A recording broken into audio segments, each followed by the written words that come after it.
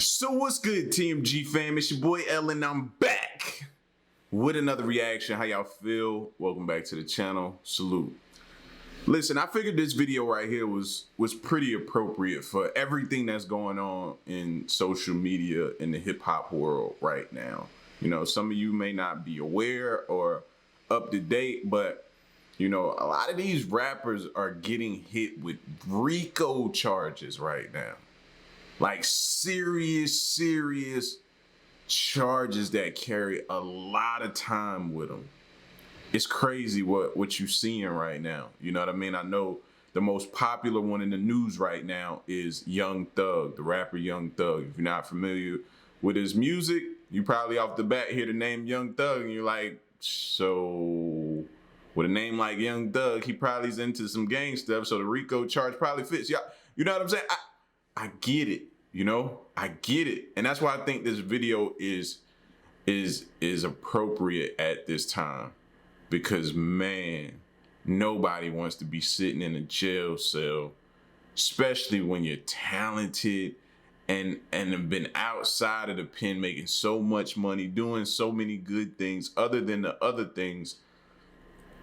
You don't want to, like, nobody wants to go there, bro. Nobody. You know what I mean? If somebody telling you that prison is cool, bro, run away from that fool. Stay away from him. You know what I'm saying? He's just not for you. Misery loves company. Stay away from that person. That's what I'm saying, bro. This video here this is how convicts reacted after hearing their sentence. Because that's when it sets in. You know what I mean? And it became popular to glorify gang culture at some point in time, man. And we gotta kind of steer our brothers and sisters back away from that type of stuff, bro. We gotta get them back clear from that.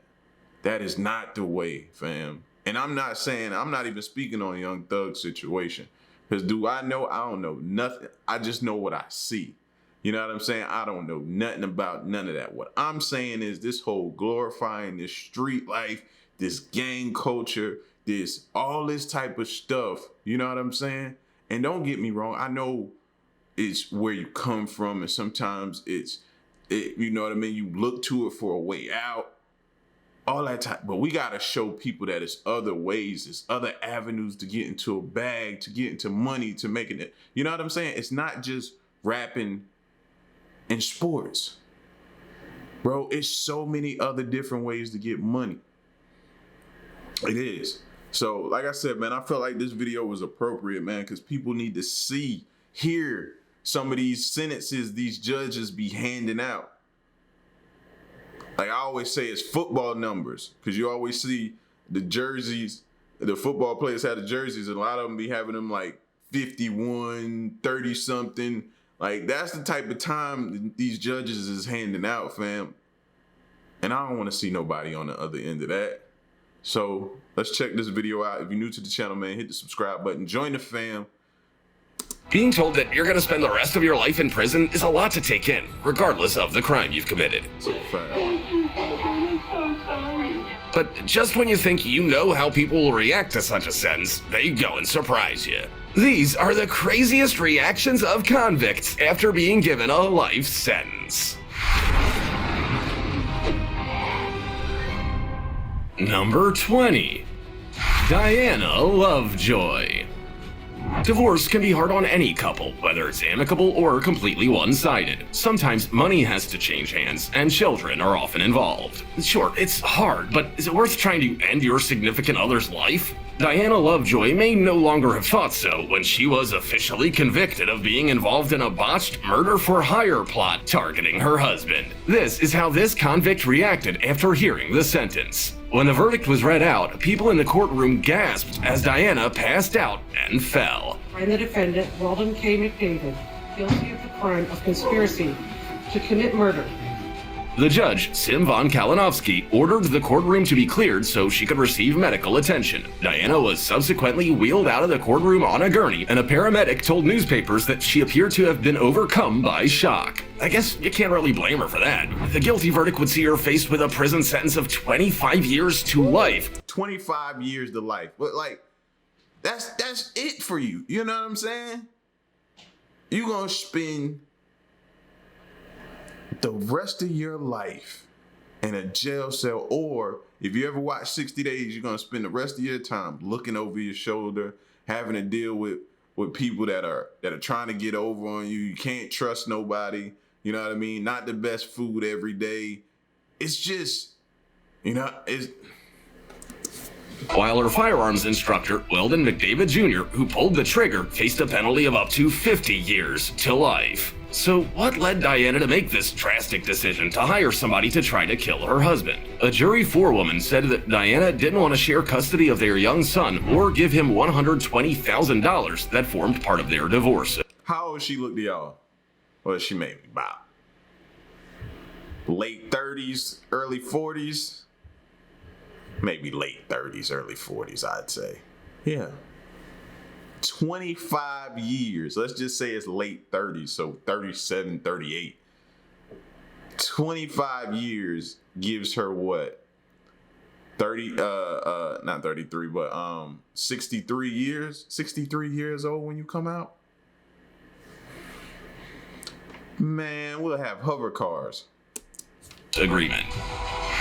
Like this video, smash the subscribe button and click the notification bell right now, or this centipede will crawl on your face when you're sleeping. Now it's time for the odd topic.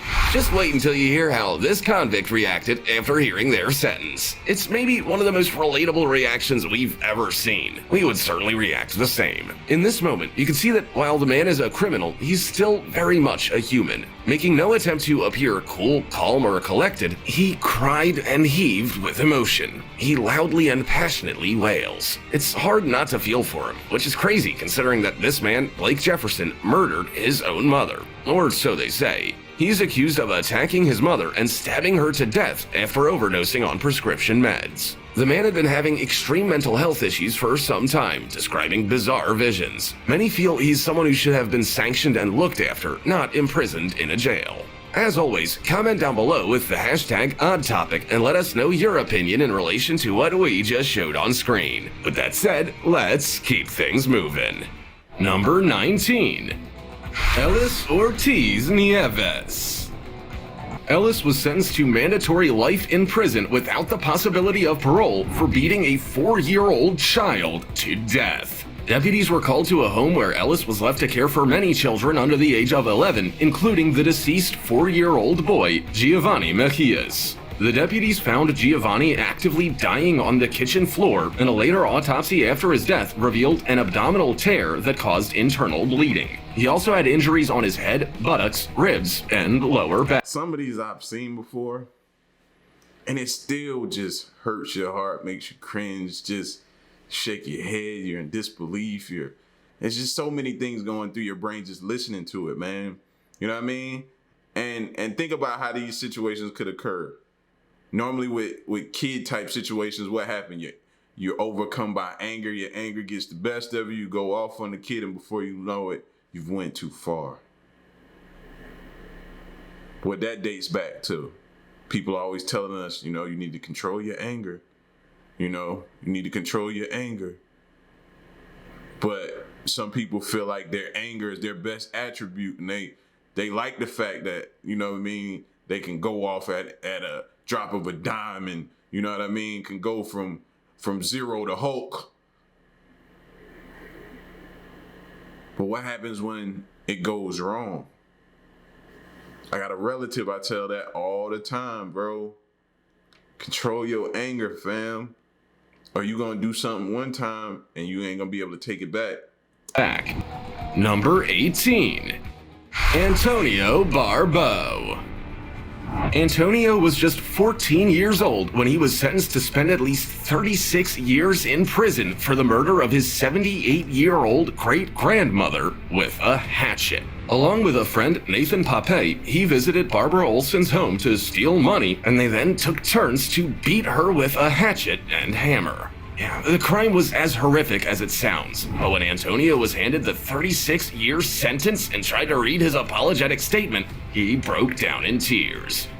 An attack, He wasn't able to read the statement through his tears and passed it to his defense attorney to read. He, too, struggled to fight back the tears while reading it. According to news stories, in around 2013, after the crime took place, Antonio's great-grandmother invited both boys into her home. When her back was turned so that she could call Antonio's mother on the phone, he hit her in the head with a hatchet. Feeling sick, he ran to the bathroom, and Nathan hit her multiple times with a hammer. According to Judge Timothy Von Ackeren, the 36-year sentence was the minimum for the crime, which he said was nothing short of horrific. He also said in his 24 years on the bench, he had never seen anything remotely close to this nature of crime. Antonio will be around age 50 before he's eligible for release. 50 years old when he comes home, fam. Is that worth it? Are y'all kidding me? No. But it's a disconnect somewhere where you don't think about the end results. You don't think about the end results. You just in that moment. And then when it's over and you snap back into reality and then everything starts settling in, it's too late then. Number 17. Lendria Morris and LaShirley Morris. When a child sneaks a cupcake from the kitchen, you might tell them off for spoiling their dinner or simply tell them they're cheeky and not to do it again. In 2017, 3-year-old Kewan Mason did this one innocent thing, and he paid with his life. After taking the cupcake, LaShirley Morris, the sister of his appointed guardian, Lendria Morris, beat him with a baseball bat. Lendria then allegedly spanked him. The attack left bruises all over his body, and Kewan died. The Fulton County Medical Examiner's Office said he died of blunt force trauma with bruises on his legs, back, chest, buttocks, arm, and head. LaShirley Morris will now spend the rest of her life in prison after pleading guilty to murder, 2 felony murder counts, aggravated assault, cruelty to children in the 1st degree, and cruelty to children in the 3rd degree. These charges would have been challenging to come to terms with, but it was actually the grandmother who had the most powerful reaction to this awful tragedy. Kewan's grandmother was present at the bond hearing, where she objected to the bond being lowered from $200,000. She struggled through tears when she said, "I have 5 grandbabies. I had 6. It is unfair. He was 3 years old. What can a baby do, 3 years old, to make you beat him to death?" Nothing.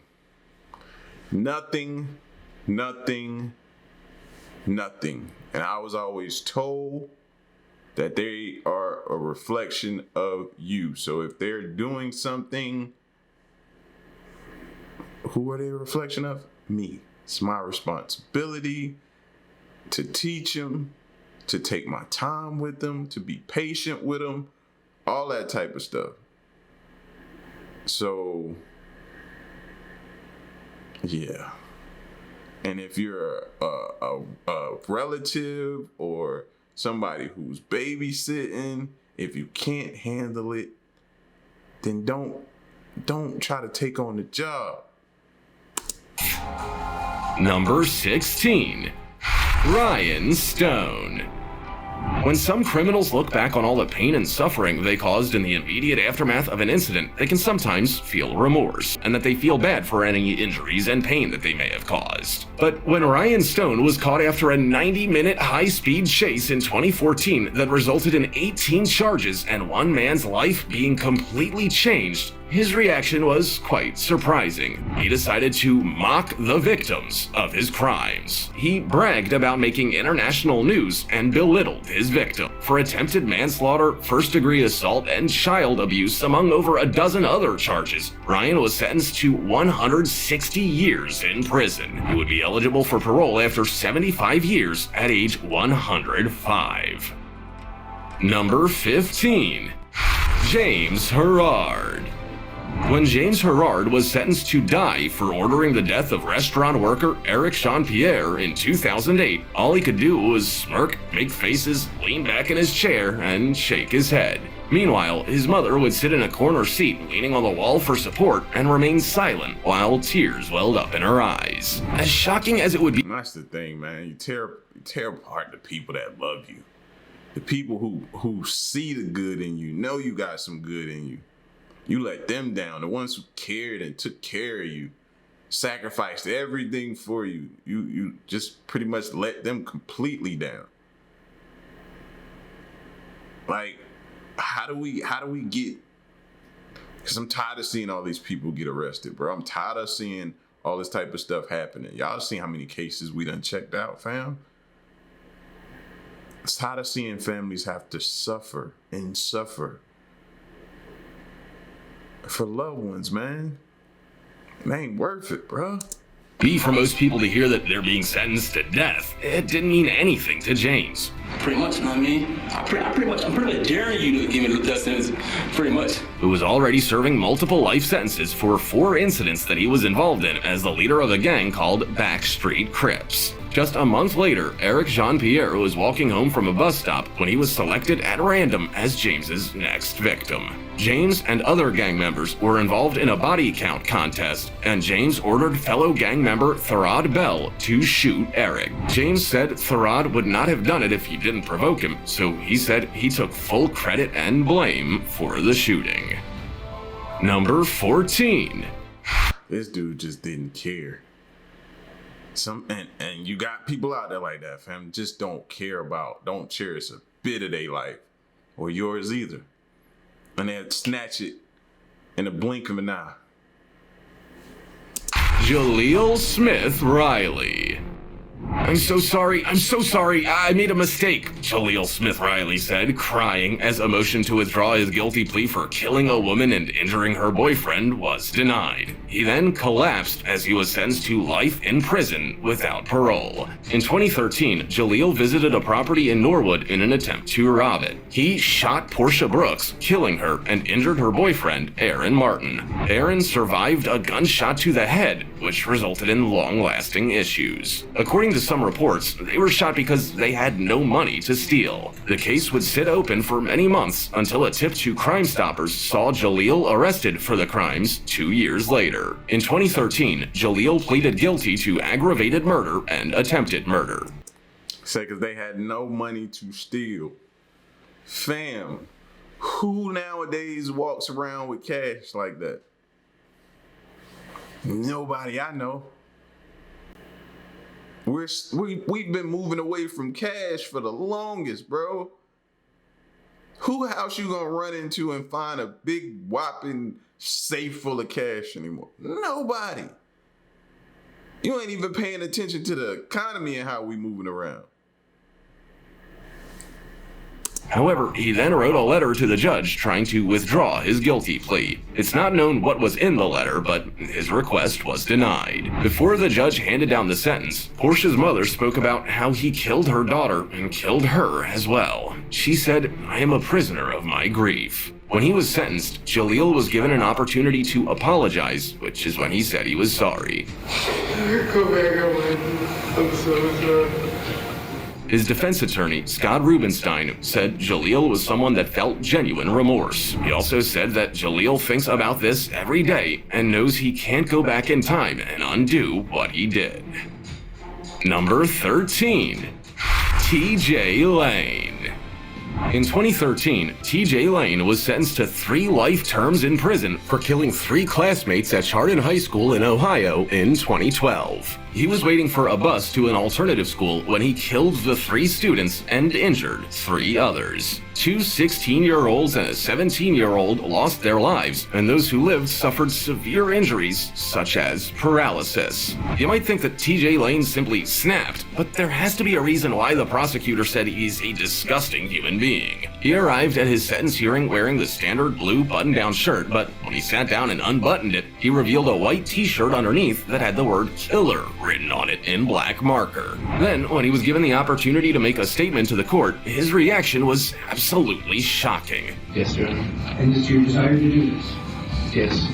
He gave a short, crude statement with vile words spewed towards the victims' families, then ended with, "Beep, all of you." He then stuck his middle finger up in the courtroom. When family members of the victims called him an animal and repulsive, he smirked and smiled. He even laughed when one of the victims' mothers spoke, even though her words were heartbreaking. Just, wow, that's all I can say. Number 11. Hernando Salgado. Hernando Salgado, an 18-year-old student from California, was arraigned on sexual assault charges in the Fontana Superior Court. He pleaded not guilty to 2 charges related to incidents in a classroom at A.B. Miller High School and did so calmly. But his calm demeanor soon turned into... There's another thing, right? Like, I think a lot of kids around the age of 18 and under the age of 18 think they, you know what I mean?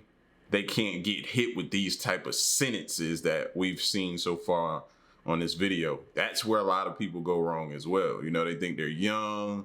They'll get some leniency because they're young. The judge will take it easy on them. You know what I mean? So they feel as though they can get away with one. It's another thing, or a false, you know what I mean? A false misconception that a lot of young people have.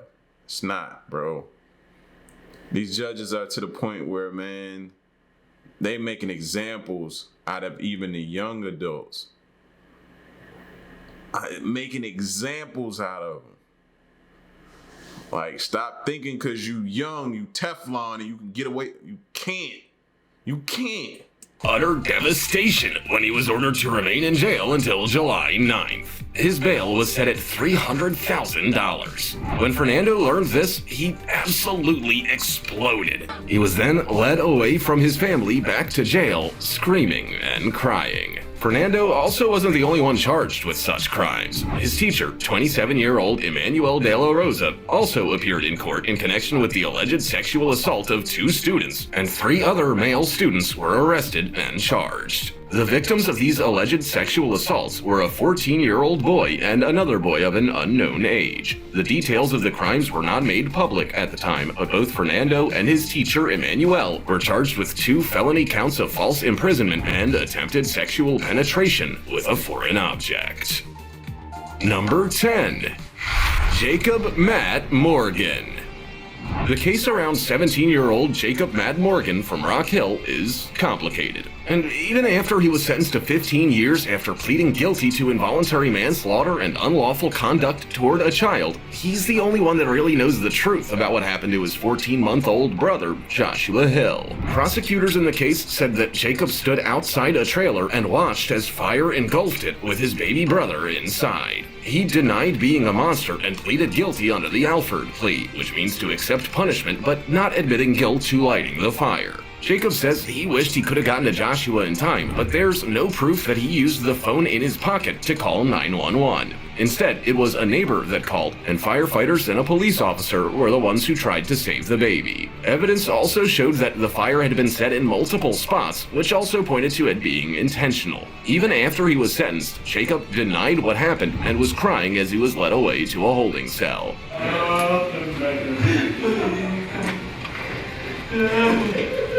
His mother and stepdad struggle to believe that what Jacob did was anything other than an accident. Number 9. Because as parents, you're going to go down giving your kid, like, you're going to give your kid the benefit of the doubt to the death of you. As a parent, you're going to, you know what I mean? You birthed him. You know the good in him. You know what he's capable of as far as good things. And you just, you know, and I don't expect nothing different. I don't expect a parent to ever give up on their kid. You know what I mean? Even when their kid put them in situations to where you got to be there to support him during something like a murder trial. That's rough. That's rough. You see these parents being there, and that's rough. And then not only do they have to deal with it there in the courtroom, they have to deal with it outside when they go back home. And people are staring at them and making comments to them and belittling them and talking down and whispering, and like that stuff lingers. Dexter Johnson.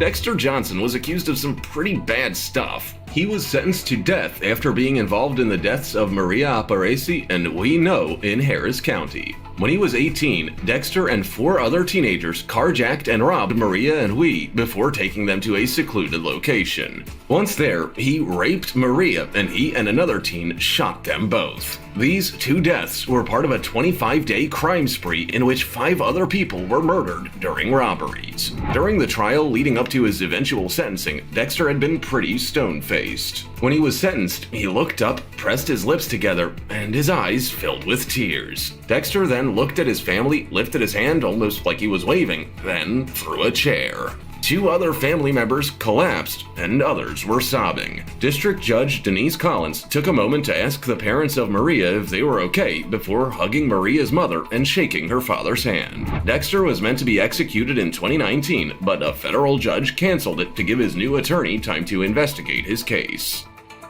Number 7. David Moses. When David Moses was 17 years old in 2010, he entered the home of an 81-year-old woman, Dorothy Session, with 2 other teens to burglarize it. Surprised to find the woman home, David hit her. One surprise hit turned into a brutal attack, with the woman suffering a broken nose, missing teeth, black eyes, and cuts to her mouth. Dorothy died from her injuries. I know a lot of y'all like me, and you can picture this woman and then immediately, if you still have a grandmother like I do, think about their grandmother and fam.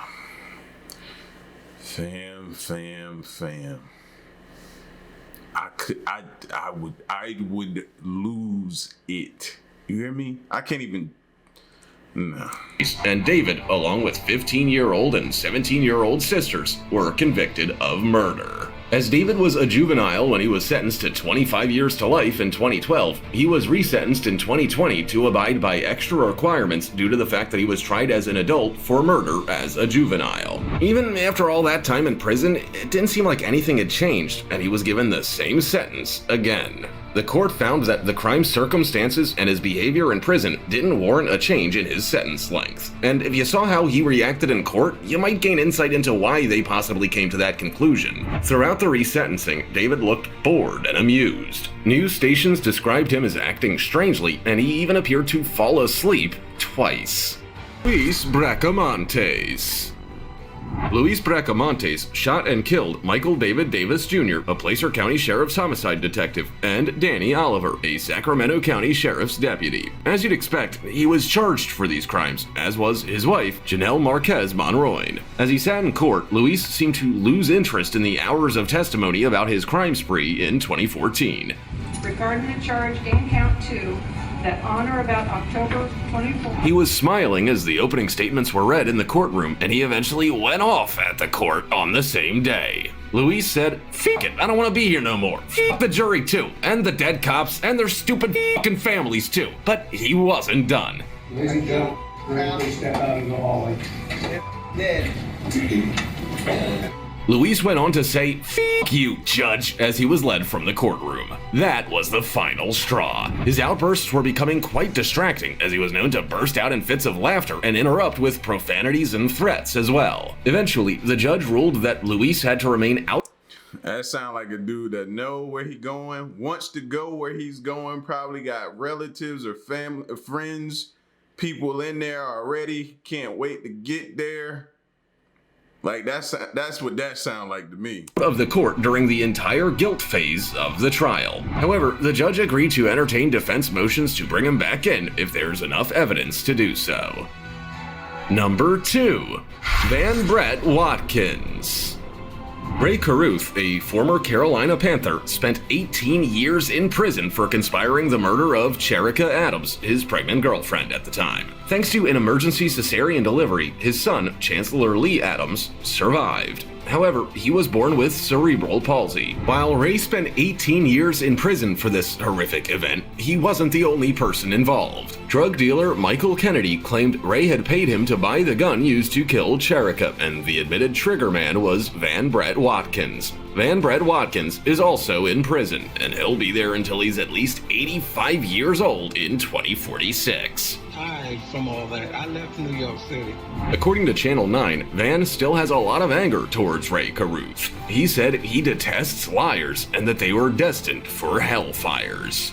Brad Watkins said this in letters he had been writing to reporter Glenn Counts, who covered the trial. At that time, Van was 44 years old and had at least another 20 to 30 years before he would have an opportunity to face Ray as a free man. There was definitely a lot to untangle in this case. Number 1. Trey Relford. You see things get quite heated in courtrooms. Families of defendants yell at families of victims, and it always seems like there are two very distinct sides in courtrooms. But surprisingly, that wasn't the case when Trey Relford was sentenced to 31 years in prison in 2017 for the 2015 murder of Salahuddin Jitmood. Salahuddin was stabbed to death and robbed while delivering pizza in Lexington, Kentucky. 3 people were initially arrested, including Trey, but a grand jury indicted only Trey. When he was sentenced, Salahuddin's father, Dr. Abdul Munin Sambat Jitmood, embraced him and brought the judge to tears by forgiving Trey for what he did. Dr. Jitmood said that his son was a gentle, generous, and shy man with an interest in rapping, writing, and producing. He went on to say that his son had just one more delivery for the night before he was murdered, making his death even more tragic. However, he didn't blame Trey for what he did, but rather he was angry at the devil who misguided him to do such a crime. When Dr. Jitmood hugged Trey, Trey hugged him back. It was definitely an emotional scene. It's incredible to see just how many criminals act in different ways when they learn about their fate. Some appear shocked that they have to pay for like what can be done? Do we start putting programs in the school systems? You know what I mean? Especially in the inner cities where the violence and the gangs activity is running rampant. Maybe we can implement something in the school system to kind of show or you know, help show them that this is not the path you want to go down. Here's some other alternatives. Showing them a class like dedicated to talking about what happens should you go down this road. You know what I mean? Hearing and seeing from people. You know, we got Zoom now. People don't have to, felons don't have to show up to the school. They can sit and talk from a Zoom. Of course, some won't listen, but you may get through to one or two. You know what I mean? Like different ways, different things that can be done, man, and try to slow this thing down because it is running rampant. I scrolled down this is what made me choose this video, bro.